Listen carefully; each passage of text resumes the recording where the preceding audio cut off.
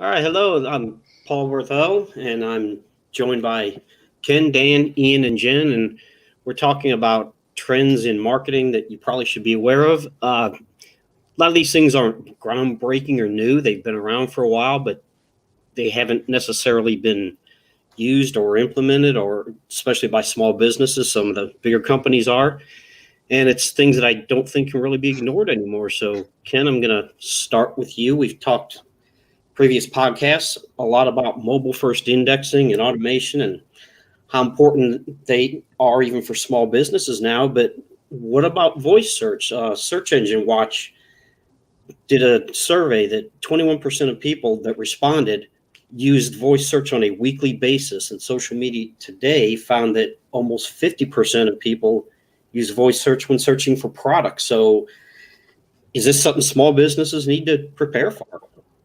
Yeah, absolutely. And I think it's going to vary based on the nature of the business, right? I mean, so if you're a roofer or a plumber, yeah, plumber is probably more relevant actually than a roofer. But I mean, if you're especially if you're where somebody's going to go to your place of business, like, it's going to be, hey Siri, tell me a restaurant. I want to know about Mexican restaurants near me. If you're a Mexican restaurant, you better make sure that you've been paying attention to showing up in voice search like that. And voice search has started to change the search phrases that people need to be found for because it's more conversational. People are asking a lot more questions. So it's a whole new set of search phrases that you need to think about ranking your business for. So not every business is going to be the same. But if you're a place of business that somebody's going to go to, especially when it's very common, for a dentist or a chiropractor or a restaurant or, some kind of a business like that, where they're looking for something that's close to where they're currently located, especially if it's from the phone is going to know where they're at, and it's going to pull back those results, those near me results. It's going to be really critical. If you serve a big, broad area or you're in a real competitive market, voice search is going to be harder to get in, first of all. But the way I would look at it is make sure you've got your Google My Business page optimized. Make sure that you're getting in the Google 3-pack when you can, which means that reviews and reputation management are super critical. And then, you also want to try to get into the knowledge panel, so that when somebody does a search, and they, for whatever phrase they're looking at, and this is where, other businesses can start to find an opportunity for voice searches. A roofer could try to answer a question that somebody might ask and try to win that knowledge panel, which is going to show up at the very top search results. And it's going to give you the answer to the question that you ask. And it's going to be that first result or that first series of results. If you can get in there, then you're going to improve your opportunity for voice search. So, fundamentally, it's not going to go away. It's only becoming more common. As cars get enabled, for voice search, integrated in with Apple CarPlay or Google's equivalent, or whatever else might come from an individual auto manufacturer. Obviously having the various devices from Amazon, Cortana with Microsoft, Google has voice search, Amazon, Apple, they all have devices. I've got an Apple Watch on, so I have my phone. So if I don't have my phone, I've got an Apple Watch. So I literally have the ability to ask a question at any point in time from my watch to find something that I need. So yeah, it's becoming super important. Yeah, and if we don't have enough algorithms to deal with, the voice search is a completely different Google algorithm. Yeah, absolutely. It's critical that you make sure your business information is correct. You Yes, and know, the uh, search results return with voice search are different. yeah, So, Ian, Google Analytics, it's been the go-to platform for seems like forever for website data, SEO insights, among other things. But marketing is changing, and there's new channels that analytics doesn't necessarily collect data on or not very well. So should small businesses consider a paid option or even move into some type of business intelligence platform, or is it too soon for that for smaller local businesses? Great question. First of all, Paul, I get warm and fuzzy inside when we talk about Google Analytics. It's That's why I asked you that question. It's one of my favorite tools. And just so you know, Google Analytics 4.0 just came out and it's radically different. So just in case you get upgraded or you click on the button to get upgraded, it's going to look very different. Even though it's in beta, they will upgrade you, whether you want to or not. Yeah. So I kind of have a motto about tools, and this is going to be the long way of answering your question. First, don't let the tool dictate the metrics. Second, let your goals guide you. So it's actually the reason I'm kind of taking this circuitous route is that your goals and what you need to track in order to understand if you're being successful in reaching those goals is actually what should dictate what tool you use. And if Google Analytics isn't giving you those metrics that you need to understand your success, then you should be looking for another tool. Or, the way we look at reporting tools is actually, I don't know if this is a new term that I'm right here, folks. This is it. I'm launching a new term. I actually call it like metrics layering. So, for instance, if you're a small business, you have a website, all you care about at this point is how many visitors are coming to your website. Google Analytics is going to give you that, and it's also going to tell you where they're coming from. So that's fantastic. That's all you need at that point. And then there's this other term we use, especially in the duct tape world. It's called the marketing maturity model. As your business matures and gets more complex, and the things you need to track get more complex, and the marketing you do gets more complex, you probably need more complex analytics tools. So my long answer is it depends. My short answer is don't give up on Google Analytics. It's a fantastic tool. We still use it as a very key piece in our reporting for clients because it's very good at what it does. Having said that, when we get into more complex things, we're using all these different layers of reporting from different tools that provide the best type of reports on what we're trying to track. And we use those, for clients. So for instance, Google Ads, even though we have a glimpse of what's happening in advertising within Google Analytics, that's not our predominant advertising reporting platform because it doesn't give us the best data. Does that answer the question, Paul? It does. It's a good answer. I agree that if use the tool that gives you what you need. If all you need is analytics, use analytics. It was funny when you started speaking, Ian, and you said, I had a mantra about tools. And I was going to say, what is that? Buy them all? Well, I do look for opportunities to buy more tools. Don't get me wrong, especially like if you have a home improvement project. It's like, well, honey, I actually need this newfangled laser guided saw in order to accomplish that cut. So, what's another $400 for one piece of wood that needs to be cut? But yeah. So can I ask kind of a contrarian question, maybe, and that is, don't. How important do you think it is to not be deceived by the reporting suite that somebody offers you, versus what you really need? I don't know if I'm asking that right, if that makes sense. I think I know where you're going. So let me rephrase it and echo it back, and you can let me know if I'm connecting with what you're saying. So one of the things when we're taking over SEO or ad accounts from previous agencies and we take on a new client, we get a glimpse into the reporting that the previous agencies were providing. And one of the things we see, especially in the SEO world, is horrible SEO reporting where they give, here's 100 keywords that you are ranking number 1 for. And then we look through those keywords and we're like, hey, that's fantastic that you're ranking number 1 for these. But if you actually look in Google or Google, if you actually look at the search volume of those terms, it's 0.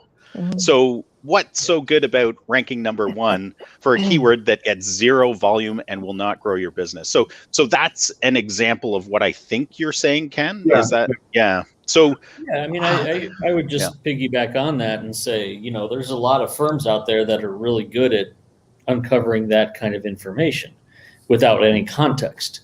And they might say that and say, oh, well, look at this. You're ranking for this and this and this, which is great if that's all we cared about. But without the context of, well, who is clicking on that? Who is coming to the pages we want? If we don't have that context to connect the dots, then how good is the reporting really? And how good is that SEO strategy? Yeah, and don't decide to make a marketing investment based on how pretty a tool set looks, because it may not be the right stuff to measure and track. Well, and quite frankly, the clients we work with, and the reason I'm responding in this way, so that we don't provide them with access to the reporting tools usually. The reason for that is we've actually done tests over the years where we've offered up to the minute dashboards for them. We've offered them access to the different reporting tools. Bar none, none of them actually use them. None of them. They maybe use them for like the first month because it was a curiosity. It opens up lots of interesting questions with the client usually, like because they're educating themselves on the tools. But really, our job and the job of a business owner is to actually understand, if I'm investing in marketing strategy X, what is it producing? And the reporting, the job of the reporting, the only job of the reporting should be to say, how are you getting from marketing strategy X to the goal you're trying to achieve? Truthfully, big data is everywhere. You can immerse yourself into tons and tons of data and get lost in it. I do. I'm so curious. I love following the threads and going, why is this, keyword not ranking? Let's tug on that. And it takes you down another rabbit trail. I am the worst at that, but it's also a strength. But I would say most business owners should not be into the big data stuff because it only distracts them from what they should be doing, and that's running a great business. Yeah, that's a good point, Ian. Is that you have to understand how whatever platform you use, how it's parsing and presenting the data. If you don't understand that, you can come to a lot of incorrect conclusions. Yeah, I mean, Ken's question is a great one, though, which it opens up kind of a can of worms. And that's how, like, as a business owner, how do you actually choose a marketer or a marketing agency or a marketing consultant or a service provider that like there's a lot of trust, right? How do you know the flashy reports that they show in their sales sheets are actually what you need? And so I think we talked about this previously, like how not to choose a bad agency last week. And I think that's part of it is you really need to dig in, like, if this is my goal, Mr. Marketer, Mrs. Marketer, Miss Marketer, how do you get me there? And what reporting do you give me along the way? Because that's the key. And if they can't answer that question, if it sounds like smoke, then it's probably smoke. And run away. Don't walk, run. Well, and I would simply say to that, you can get the reporting, you can get the methodology, you can get a lot of things.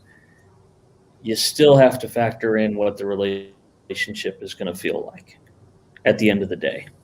I don't care what their reporting is as far as, that's all important. It is. But I'm hiring Ian because of Ian. And I'm hiring Dan or Jen or Ken because of those people. Not because they are, amazing. They have this amazing tool set. Or perhaps even the strategy they have. I think that always has to be a factor in there. People just don't like to say it because it sounds like, oh, I hired a person because I like them. Oh my gosh, that doesn't sound very official, but it happens. And I think that always has to play in. Jen, in today's marketing ecosystem, as the tumbleweed, I'll be here all week. Everybody. Yeah. We're like, running out of time. We have upsells, downsells, checkout bumps. What are these things? Can you talk about that a little bit? Yeah, I sure can. So those are, so if you've ever bought anything online, let's talk, say, probably in the last year, each of us have gone to, say, an online seminar. So you go through the checkout and you're ready to buy your seat for the online seminar. So what would be an example of an upsell is you go through, you're going to buy your seat, right? Your virtual seat. An upsell could be, hey, for $25 to $30 more, do you want to get access to the recordings and the slides that are going to be presented in this conference? So that would be an upsell. A downsell could be when you are you might be stalling on the page in order to buy your seat for the online conference, and say you've clicked through to VIP and you're sitting there and you haven't pressed submit to enter your credit card, and you haven't continued on with the transaction. A pop-up could come up and say, hey, we do have these other levels, and they could be levels that are below the VIP level. So if you're sitting there contemplating, oh, do I really want to spend this money? There's the opportunity that they can give you an offer that costs less money, but they're trying to get the sale. And then a checkout bump is right at the end before you're ready to hit, I'm going to buy this. There may be other offers of get your name on the wait list for, VIP section in our upcoming conference next month, secure here for only $5. So you're already ready to purchase, you're ready to go, and it's another offer. So those things happen when you're buying either a product or a service, or it could be a subscription online, but it happens when you're ready to buy. And is there anything we missed there? I don't know. Is there? What did I miss? I'm just asking. If I missed it, if there's any upsells, downsells, checkout bumps, just no. wondering I think okay. So just in keeping with our audience, keeping it pretty simple. These things can get pretty complex, but for your average small business, if you've never heard of this before, to get your head around it, most offers could either be upsold or downsold. You can get pretty complicated with that, but it's kind of like, if you want to get your head around what's it like in real life, it's kind of like going to a fast food restaurant. Do you want fries with that, right? Just, you've already decided to make a purchase. They're trying to upsell you on additional products. And yeah, it's easier to talk about it when it's like an online purchase, but the same concept applies regardless of what you sell. You have the ability to do the upsell, downsell, the bump offer, things like that. So, one way to think about this is, as a business owner, when you're selling something, digital marketer uses the phrase profit multiplier. And what it means is, when somebody is really willing to make that initial purchase, you can increase your profit because you don't have to go out and spend the effort and the cost to acquire a brand new customer. And so you're actually getting a lot more of that profit coming to you because you didn't have to take part of the profit that's been siphoned off to acquire a brand new customer. Okay, so Dan, here's a question. Yes. In the past, a lot of businesses had a distinguishing feature that would set them apart from their competition. Could have been some kind of product feature, technological advantage that their competitors didn't have, but that's kind of been leveled, that playing field, in the digital world. And because it's easy to copy a marketing strategy or a funnel or a workflow, but so how are businesses going to set themselves apart now? I think it's something that, to something I said a little earlier, frankly. I think businesses are really good at stating their services and their laundry list of services and their funnels and their methodologies, and we have a proprietary approach and blah, blah, blah, blah, blah. People hire Dan Gershenson because it's Dan Gershenson, period, full stop. That's not, and Dan has this other stuff. And the reason I say that is not to be egotistical about it whatsoever, but rather to say, we do not give ourselves nearly enough credit for the fact that humans hire other humans first. And then it's what those humans bring with them after the fact. And this goes for power partners, strategic partners you might have. I'm giving a presentation tomorrow on this. And one of the points I'm making is you cannot be power partners with somebody who's kind of a good person who complements what you do. It ain't going to work. Not in the way I'm saying. because it's, if you don't like that person, if it's kind of a fit, don't do it, because that person is going to be in a strategic relationship, is going to be someone that you talk to every month, and preferably twice a month if they're a true strategic partner and referral partner. And people go, oh, Dan, that sounds like a lot. Well, I don't think it is. If you're serious about helping each other and doing some packages together, perhaps, then you better get comfortable with that real quick. Otherwise, I don't think you have a strategic partner at all. I think you got somebody who's kind of like, I'll keep my eyes open for you, like that, which is like the biggest line of BS in the business world, period. So I think you have to remember that the consultant in you is the differentiator as far as your approach, your tone, and really looking out for that person, that client. Because they don't hire robots. We're not robots. We're people who have a certain amount of care, and all assumptions being that we all know what we're talking about. We all bring a certain methodology that probably works well. We've done this for a long time. But the differentiator is going to be, how do I like working with this person on an ongoing basis? Do I feel like they're really looking out for me, or do I feel like they're trying to sell me something that's new and hot? Because a lot of people do that. A lot of people do the, hey, this is the new thing, you should do more video because everybody's doing it. And that's, I don't do that. I don't think the other people on this call do that. And people appreciate that, and they notice that difference. And starting with a blank slate, I don't care if you're a marketing person, accountant, whatever you are, starting with a blank slate and saying, we're going to do strategy first, number one, and we're going to talk about that versus what we think you should, what we recommend you do, like right off the bat, or tactics right off the bat, or trends or things like that. Certainly not tools. Like any of that other stuff, I don't think that's like a difference maker. And the other thing that I think is going to happen really soon, if it hasn't happened already, is we're going to have to stop thinking of ourselves as marketing consultants. And that's kind of a mind-blowing thing. Not in a way of we'll call ourselves marketing consultants, but we're going to be business consultants more than we believe we should be, because we're going to have to, even now, I walk into businesses and their problems are not marketing only. They are operational, they are leadership, they are customer service, they are sales, they are technology, and we are going to have to bring those people in fast, maybe even before ourselves. And the ones who are just, well, I'm a marketing consultant, that's my thing, I can't touch that. You're going to have a rude awakening if you don't start thinking around those thoughts for what you, not in the way of I do that, but in terms of who you bring in sooner than you ever have before, so that you are really doing a good job when it comes to your part of the world.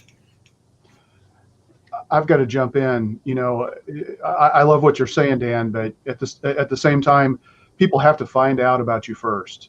And, SEO is all about differentiation. So, you can copy and paste, and you can, mimic and, imitate as many people as you want. But fundamentally, if you don't talk about the problems you solve for your customers, in a language, where you've got empathy and authority to help, guide them to the point where you're bringing them to the outcome that they want. If they don't get to that through that part first before they even have a conversation with you, all of the connection that they have with you as a person isn't going to make any difference. And when you also take that and you apply that to SEO, or even using that kind of language to put on your website, Paul, I still think there's massive opportunity, because 90% of the businesses do not do that. They don't talk about the problems they solve. There is so much opportunity, and it's more important now than it's ever been for differentiation, clarity of message, and focusing on the problems that you solve. Oh, I don't disagree with that. I drink that Oh, no. Kool-Aid Yeah. every day of my life. Yeah, I exactly. mean, I don't disagree with that one bit. I think you're going to find out pretty quickly. Let's say in the website of yes, I totally agree. You got to talk about the problems you solve in a very human language and not just what you do. Yeah. No question. Yeah. But when you even as early as the discovery meeting, the very first meeting you have with somebody, I think the separator is going to be that kind of empathy you're speaking of then carrying it on into that meeting, because I don't think people get hired from the website. I think the website does a massively awesome job of being a good leader and of a lead into the sale. But I Well, don't it think also people. just make sure that you're at the table. Yeah, it does. It does. But I don't think it closes it. I don't think it converts I'm it. not saying that, but Yeah. So but I it mean, is, but it it goes can be hand a in hand. qualifier. Yeah. It's a good qualifier, but I think what really closes it, what really converts it, at the end of the day, it's going to be that person who then says, okay, I'm going to carry what I just said on that website and the tone and manner and approach of the empathy into the discovery meeting. And that is what is going to close, I think, some relationships. And that will be the difference maker 10 out of 10 times. Because I know we've seen this before. Sometimes what's said on a website isn't what you get in the discovery meeting. And that disconnect is going to be, pretty apparent. So if you want to distance yourself, bring that all the way through, especially in that very beginning part where you're in the trust and try phase. It's so important. Well, Ken, I'm going to start this one with I'm not saying email is dead. But there's some research that shows that click-through rates on marketing emails have dropped by about 10%, but chatbots have taken off. So what would you say to someone that is hesitant to use chatbots for whatever reason?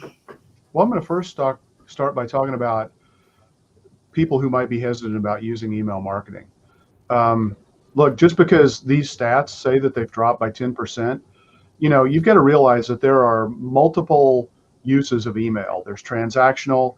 There are the marketing messages. There are the stay on top of messages, like marketing newsletters, where you're providing value in advance. You're helping people, understand and maybe define a problem, or giving them some ideas about how they can solve the problem, where they're not even asked to engage with you.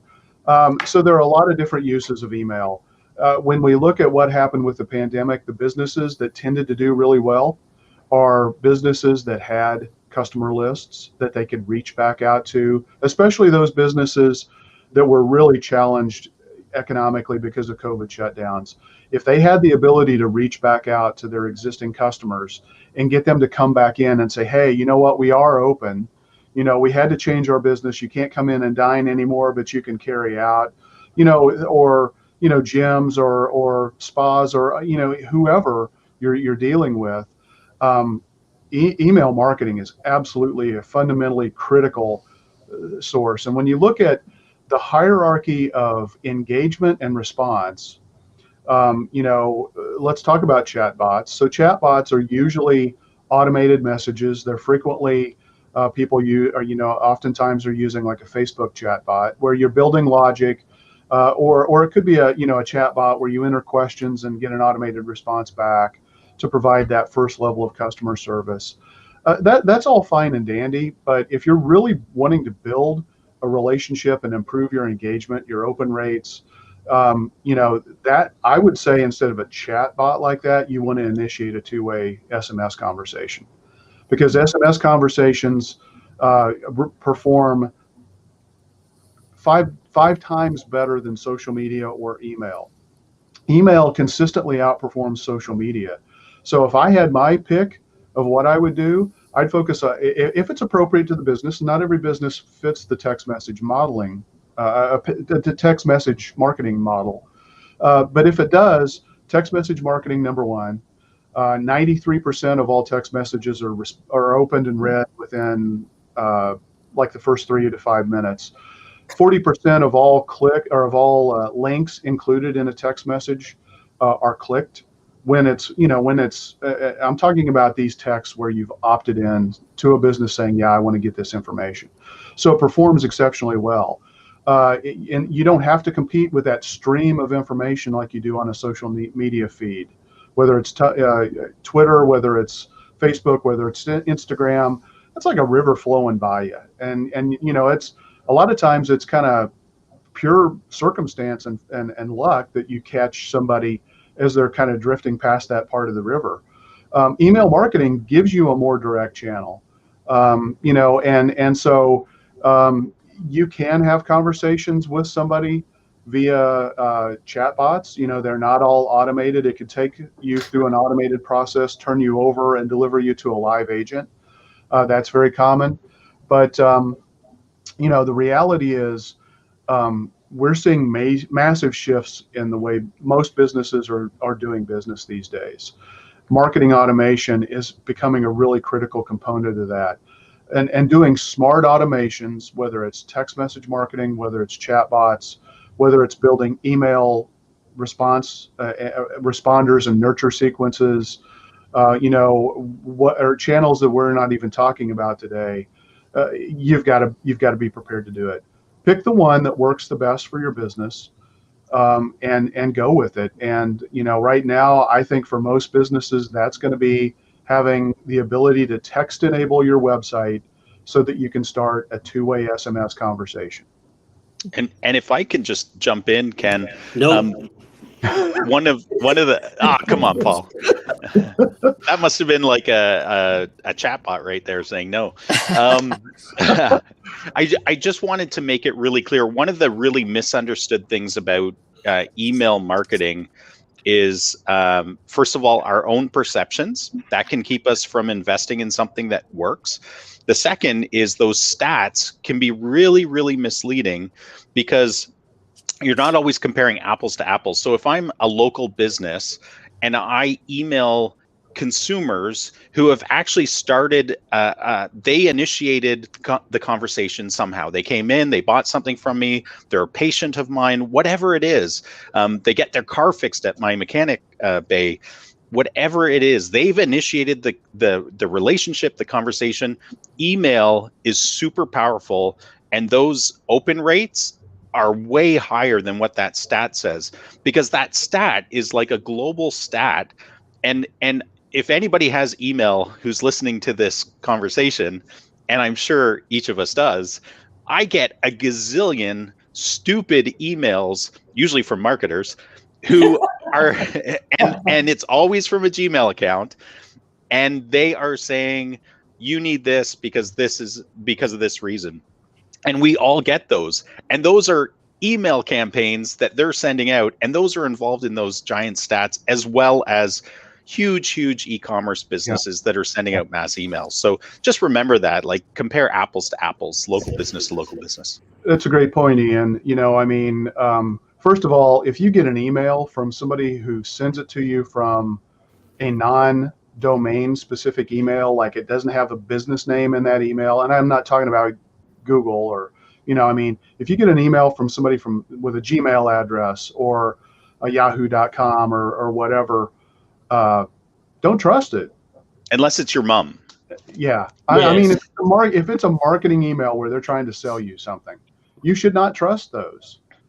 You want to look at a domain specific email, and businesses out there this is a little bit off topic, but you got me on my soapbox now, Ian. Businesses need to use a professional email.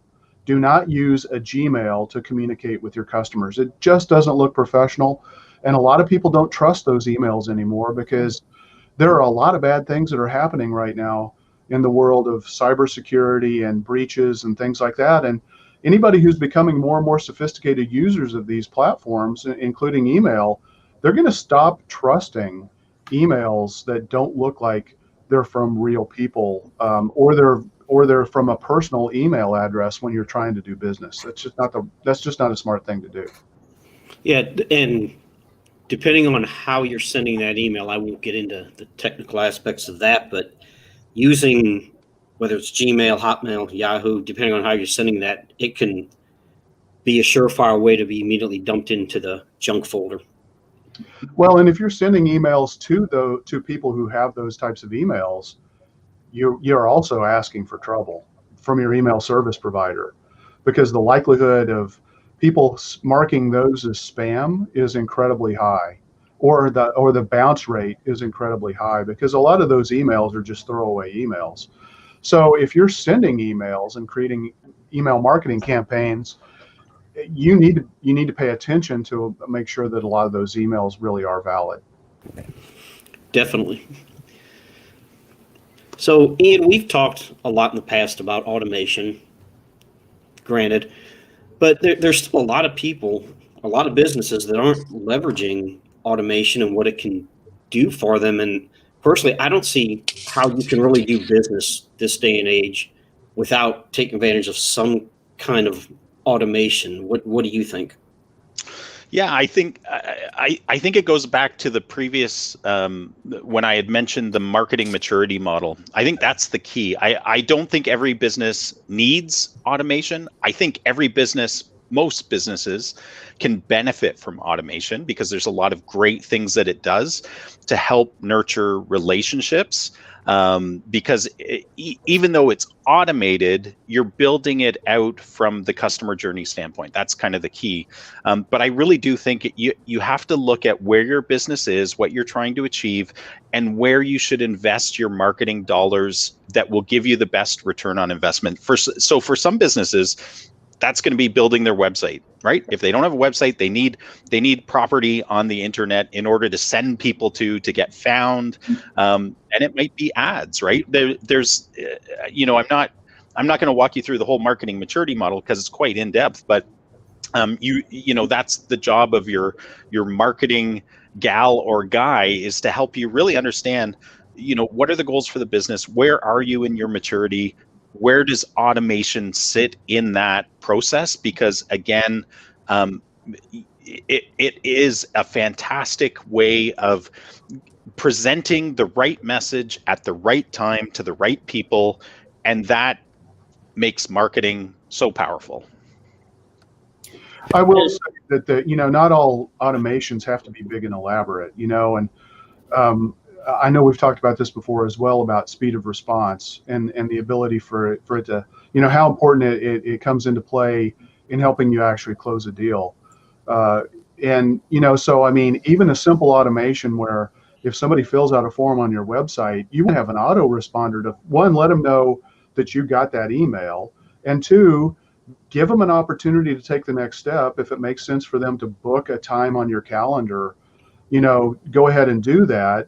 Or at least say, we're sorry, we're really busy, but somebody from our team, and make sure that you can live up to the promise that you're going to say, but somebody from your team is going to get back to you within 48 hours or 24 hours or whatever time frame makes sense. But that's an automation. So I mean, don't think that you have to build out these big elaborate campaigns to move people through elaborate customer journeys to help them make a decision. And I think, one of the things that I would say is that they probably need some guidance about where to automate and where not to, because there are definite places that you should not be doing automation at all.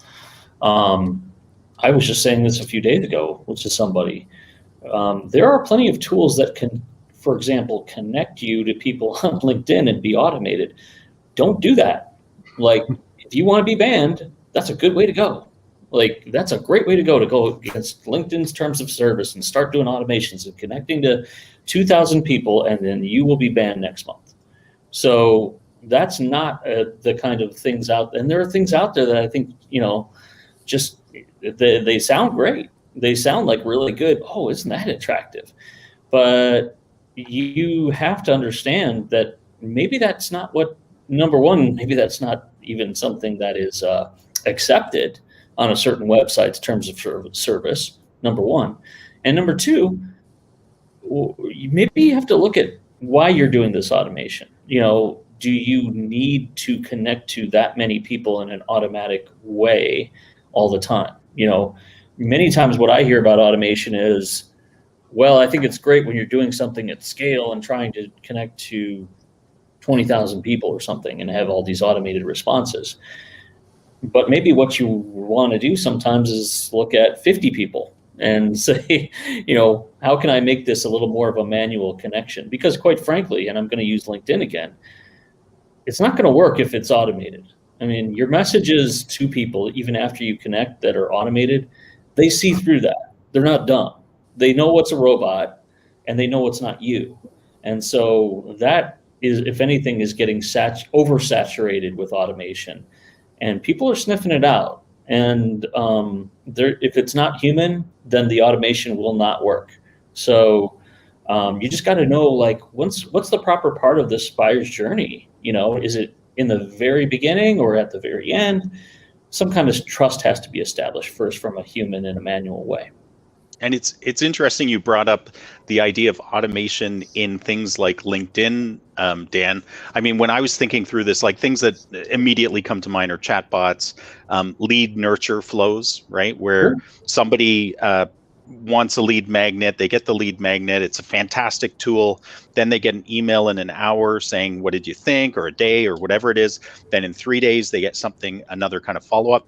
But the purpose of those, because I hear on one hand we're talking about the technology, but it's just like what you said, it's the buyer's journey that's the most important thing, because it is people, and the automation is simply helping the business owner not have to send out the same emails a gazillion times, but the effect is that Ian gets this fantastic valuable email saying, hey, you were interested in this, maybe, let me give you a little bit more information about how it helps your business.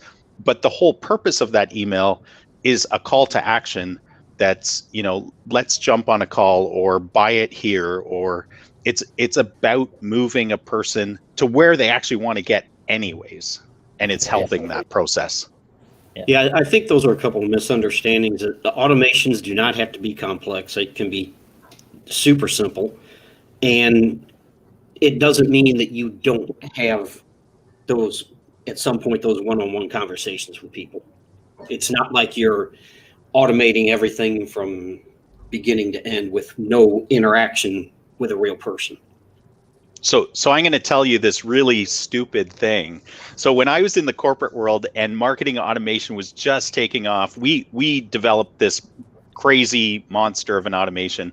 But when I was presenting it to the broader executive team, I was trying to make it really simple to understand.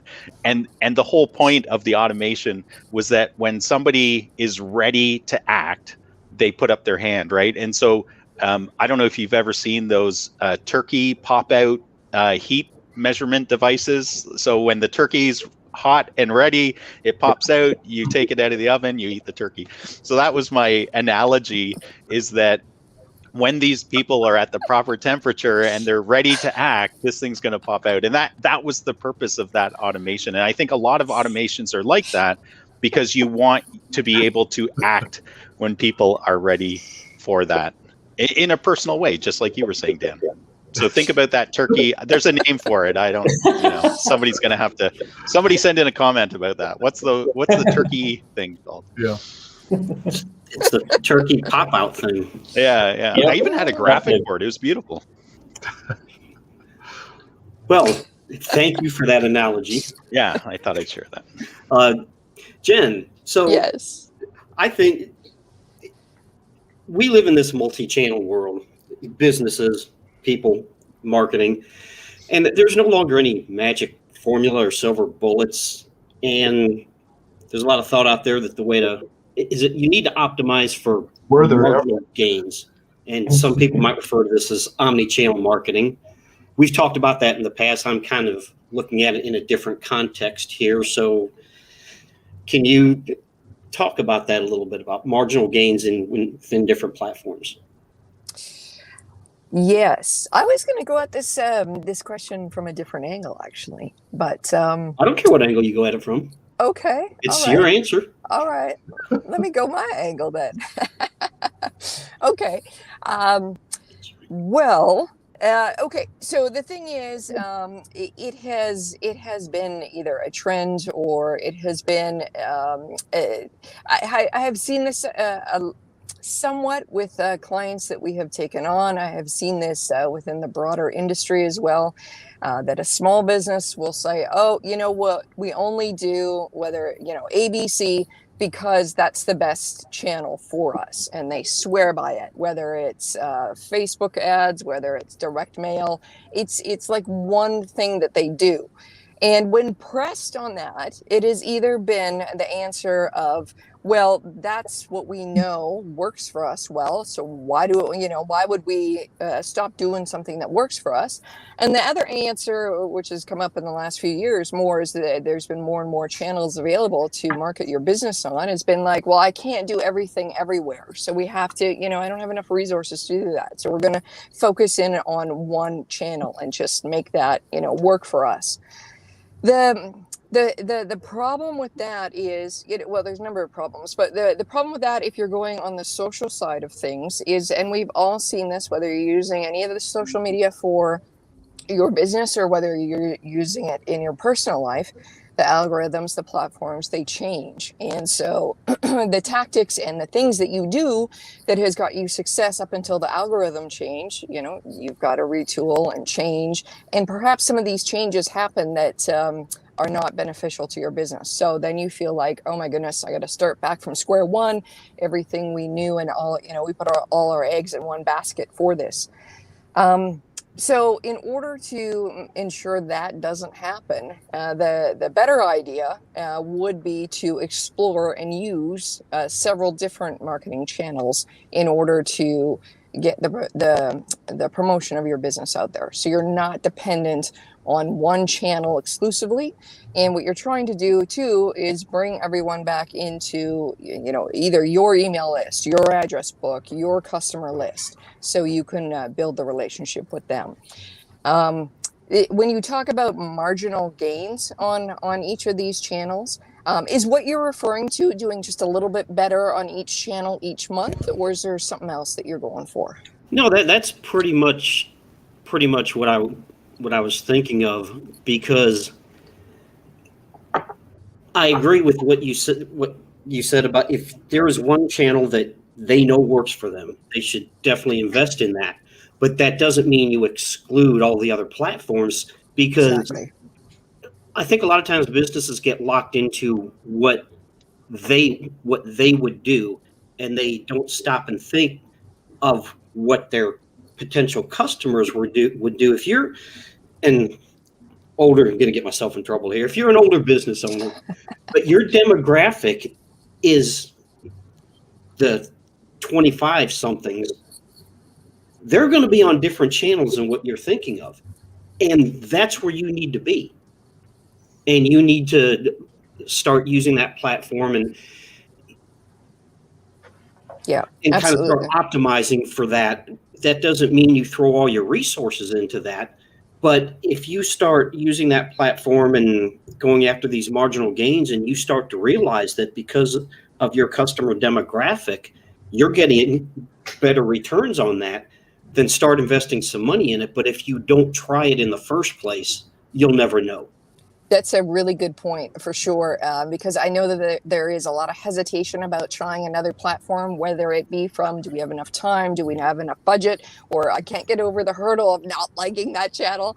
But the thing is, I think it's really, really important. I mean, we do this a lot as we're in marketing, but it's really important for the client side to really look at these kind of promotions as let's test and evaluate. And that's got to be the way, because you might miss some great opportunities if you're not considering that. Can I get super technical? Yep. Sure. All right. More technical than me? If you're fish, That's saying something. if you're fishing for fishes, you got to fish where the fishes is. So like, think about where your audience is that you're trying to attract. They're probably not on just one channel. So go fishing, find them, be where they are. That's, don't blow your brains out on weird channels unless that's where your audience is. But yeah, fish where the fishes are. There you go. Well, I mean, that's the other thing too. I mean, it's not so also channel related. It's we all react to and seek out information in different ways, right? Some of us like to hear about it. Others of us like to, dig into the research. Others of us like to watch the videos. It's the same way. It's kind of the same way we take in information and learn. It's going to be the same way that people want to take in information and learn about your business. A whole bunch of different channels, from reading to the videos to the how-tos to the deep technical information. That's why you need all this type of content. And not to be totally paranoid about it, but there's one channel in particular I'm thinking of right now that is doing a very good job of throwing people who are its members in jail, its own little social media jail, for a week or 30 days, now more than ever. It sounds like Facebook, by the way. And that channel, if you start to build your presence on it, and let's say some of your admins get caught of, unfortunately doing something inadvertently, and suddenly you're a little hampered by, being able to keep a channel up there, then you better have an emergency plan. You can't put all your eggs in that basket. I hate to even think about it that way, but this is the world we're living in now, where social media channels are a little bit more, we're seeing it with Twitter, we're seeing it with Facebook, we're seeing it with a few others now, where there's going to be shifts of how people think about living on these platforms now, because the freedom of speech, of what they used to have maybe 2 years ago is not the same now. And that's going to be an interesting development to watch. I also want to kind of bring it back to Ian's conversation about analytics. And Paul, you and I talk about this. I thought you were going to say fishes. Yeah, well, Fish where the fish is. You need to be where your customers are. Absolutely. That is the first thing you need to think about. Where are your customers? Where are they spending time online? But what's interesting is, as they move through the customer journey, they're going to hit different channels. And we see this all the time when we're looking at the goals in the analytics. We're seeing that people may have found us initially, or our customers, from a display ad or a Facebook ad or a Google ad. And that's the first time they get on the website.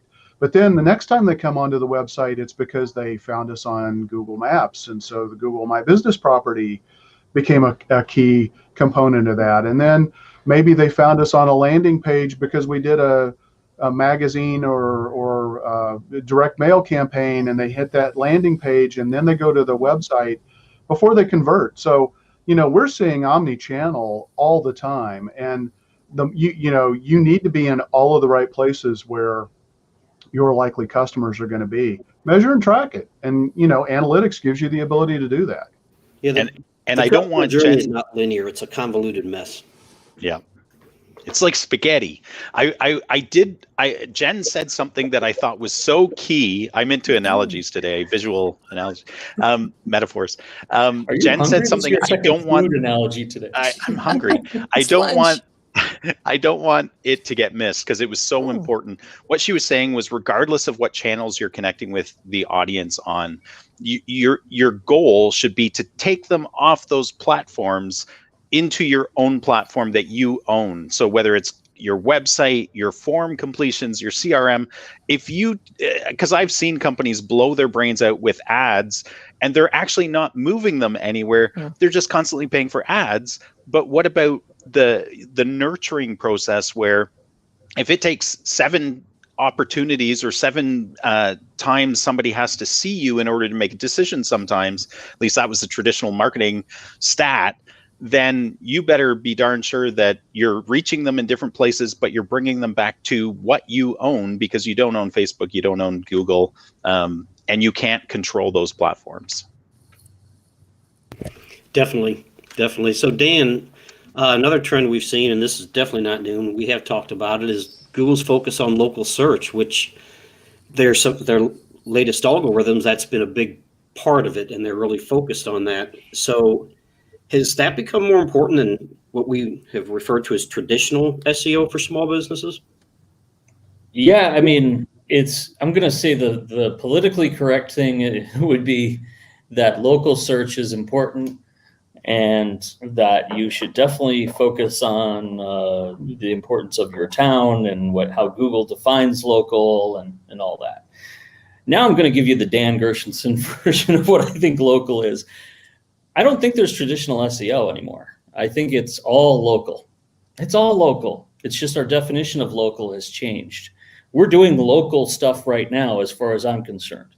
The local, thanks to the last year or so, has been redefined. Google may define local as being in the town you're in, and you want to, live by that rule to some degree, because Google does make the rules of as far as where you're seen locally. But locally, as far as a strategy, could be Chicago talking to someone in Oregon, and that's a local conversation. Zoom and video and some of the instant messaging that is occurring right now is changing the face of local entirely. If we think of local as only being our town, it's certainly, for me, it's redefined a lot. Before the pandemic, I think I was perfectly happy to be Chicago guy helping Chicago clients. Now I see that is fairly limiting. And in the way of our technologies that we have, shame on us if we don't explore what the boundaries of local really mean. Google will have its definition, but I don't think you have to live by that rule necessarily. I understand, some people got to have their strategies and they want to be geographically local, but brand local, that can be anywhere in the world as far as I'm concerned. I mean, that whole thing has now changed. So frankly, I really don't mean to sound like this, I'm thinking ahead of Google, but Google's just thinking about this part of local. I'm thinking about planet local. As far as, if I have the technology and I feel like I'm right around the corner and talking to you by video, that's my local. Traditional SEO, I don't even know what that is anymore. Like it's local, and then it's hyper local. That's the world that I think we are moving towards now. Is our connections are going to be so much more closer and redefined. We do not have to get in a car or do anything that is traditionally and physically how we meet and interact with people anymore. And it's going to change our businesses to be more virtual than we ever thought. So local might be a very new definition than what we've known. I've got to jump in. I mean, I knew you were going to. This was. I'm surprised you didn't launch out of your seat.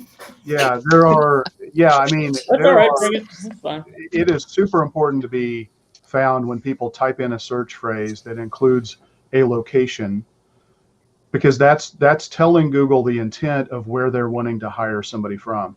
And there are a whole host of businesses that operate and deliver their services or have people come to their place of business where the search results are literally triggered by somebody putting in a product or a service followed by a location, and that is local search. And that is not going to go away. That's not changing. That's not ever going to go away. And so if your business if you're a restaurant, if you're a roofer and you work within a 10, 20, 30 mile radius, when somebody types in roofer plus the city and it falls within that radius, that's where you want to rank, and that's where you need to leverage local SEO. And there are a whole set of different tactics that you do and priorities that you're going to assign to rank for that than if you sell products on an online store anywhere in the world. And I think that's what, we can't lose sight of the fact of that. What you're talking about, Dan, I agree wholeheartedly. Business operations, the definition of business operations and how you conduct business, the whole notion of local has been blown up. But in terms of specific search behaviors and search results, that's not going to change.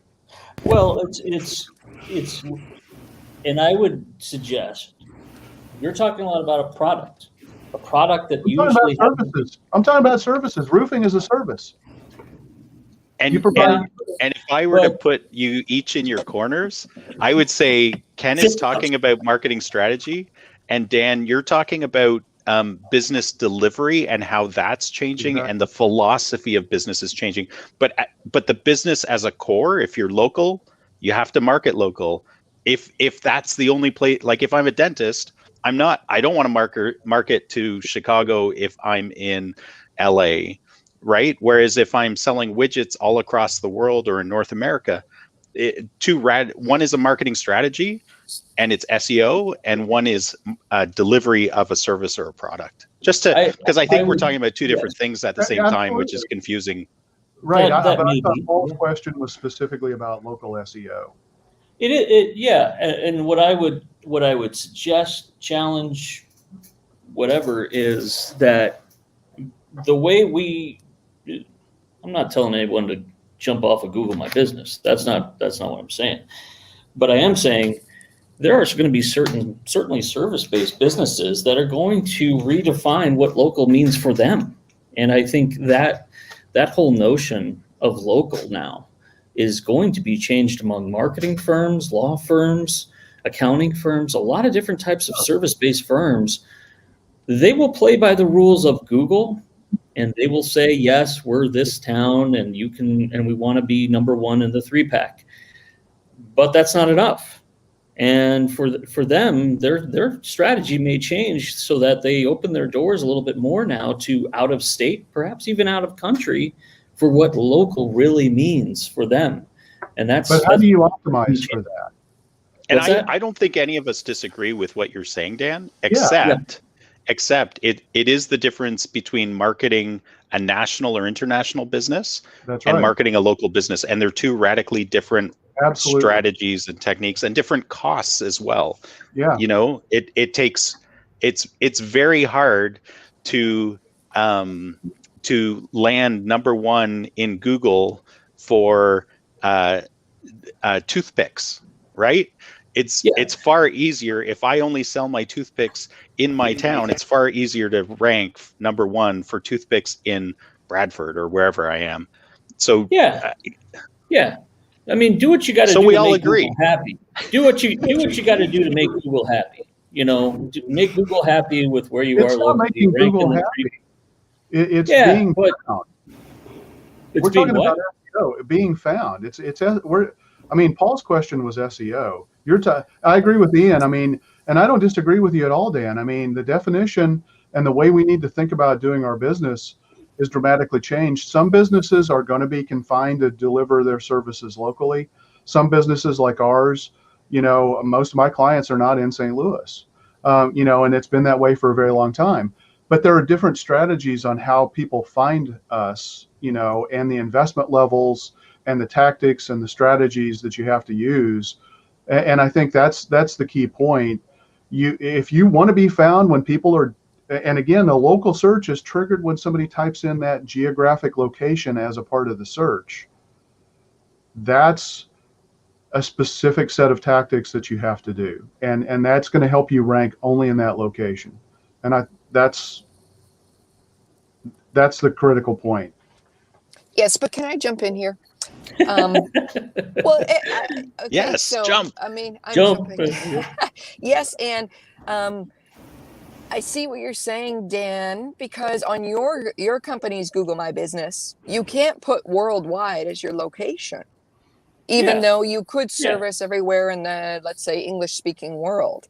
So in that way, it's that's where that local search parameter is kind of handcuffing you a little bit, and me too. That's what service areas are for. Service areas, North America, or yes, that's right. Well, it just means that Google My Business is less effective as a marketing channel for that type of a business. And you have to now, if you want to be found nationally. Now, if you're okay being found nationally but also being found locally, then Google My Business is still a really important channel, and you need to optimize it. And I think you should optimize it for the local impact. Don't try to, if you're trying to get your Google My Business page to rank for when you sell toothpicks nationwide, worldwide, it ain't going to happen. But again, like Ian said, if you sell toothpicks in a very small community or service area, really defined, compact geographic area, then your Google My Business page is a really important channel. So yeah. I mean, let's say, for example, that you have a pixel on your website that you happen to see that people are coming into your business from a lot of other places outside of your local area. And are you going to necessarily turn those people away? And so I think it's the degrees of locality that we're talking about here too, is that I personally just don't, I value ranking high in my neck of the woods without question. But I think the way I think about it is definitely not to say that Google My Business or Google is, the road I thought it once was for local business, or the types of ideal clients, let's say, that I want. It's great. It's one avenue, but to what Jen was talking about, it's omni-channel. I mean, if you're splitting hairs about local and regional and traditional, look at the bigger picture of your ideal client and then see what buckets work out the best. Because I think sometimes that's where you get into some trouble. All right. Well, the controversy will continue next week. Thank you for listening. And this is probably a good place to wrap up. Sounds good.